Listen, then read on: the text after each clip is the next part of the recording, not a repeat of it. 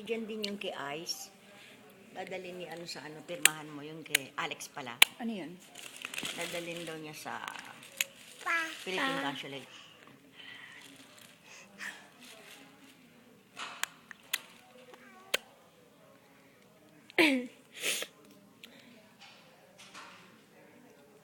Jancy. Jancy. Jancy. Jancy. Tingnan mo doon.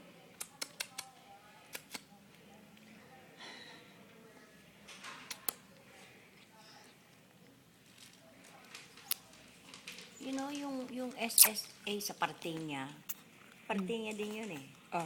Yung malapit sa Skechers warehouse. Wala kang address.